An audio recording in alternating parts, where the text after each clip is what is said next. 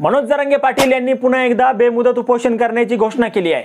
अंतरवाली सराटीत झालेल्या बैठकीत त्यांनी हा निर्णय जाहीर केला आहे।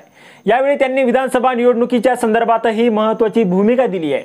पुढील काळात मतदारसंघानिहाय घोंगडी बैठका घेणार असल्याची माहिती मनोज जरांगे पाटील यांनी उपस्थित केली।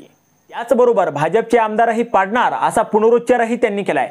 आपल्याला फक्त एकच उमेदवार द्यावा लागणार आहे। माझी फक्त एक विनंती आहे, एकजूट अवश्य असलीच पाहिजे। 100% प्रत्येकाने आशावादी असलं पाहिजे आणि एकजूट हे असलंच पाहिजे।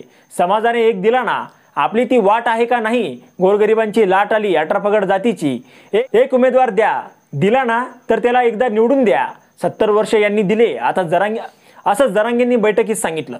एक उमेदवार दिल्यानंतर मराठ्यांनी अपक्ष म्हणून अर्ज भरला तर त्याचा अर्थ असा समजायचा की मराठ्यांनी हा समाजासाठी आणि आंदोलनासाठी आपल्यासोबत नव्हता, तर ही अवलाद स्वार्थासाठी होती। याला राजकारणात जायचं होतं, त्याला आमदार व्हायचं होतं असा इशारा जरांगेंनी अपक्ष अर्ज भरण्याच्या तयारीत असलेल्यांना दिलाय।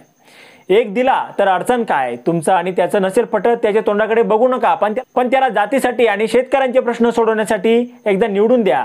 नसेल पटत तरी द्या, त्याच्याकडे तुम्ही जाऊ नका, पण त्याला निवडून द्या। तुमचं काम मला सांगा, मी त्याच्याकडून करून घेतो, तुम्ही काळजी करू नका, असं मनोज जरांगे पाटील म्हणाले। तिकडे एकटा छगन भुजबळ येतोय, ओरडू त्याच्या नाकावर चष्मा येतोय, आरक्षणाचा विरोध करतोय, बोटाने वर सुद्धा लोटत नाही। त्याला कपडे लोटकायचा चिमटा बसून देऊ आपण, म्हणजे वरच राहील असा। ते नीट चालत पण नाही। देवेंद्र फडणवीसांनी माकडे जमा केलेली आहेत आणि मराठा समाजाच्या मागे लावली आहेत अशी टीका जरांगेंनी केली आहे। हे लय बेकार लोक आहेत, माझ्याजवळ काही नाही म्हणून धोरणाला लागले आहेत। इथं नाही तर यांनी मला आतापर्यंत आत टाकलं असतं। माझ्याजवळ तपासाला काय आहे? 13 पत्रे आहेत माझ्या घरावर सिमेंटचे, ते नेऊ शकत नाही। देवेंद्र फडणवीस नेईल म्हटल्यावर मी आता त्याला चोहीकडून भिंती बांधल्या आहेत, असं मनोज जरांगे पाटील यावेळी बोलताना म्हणाले।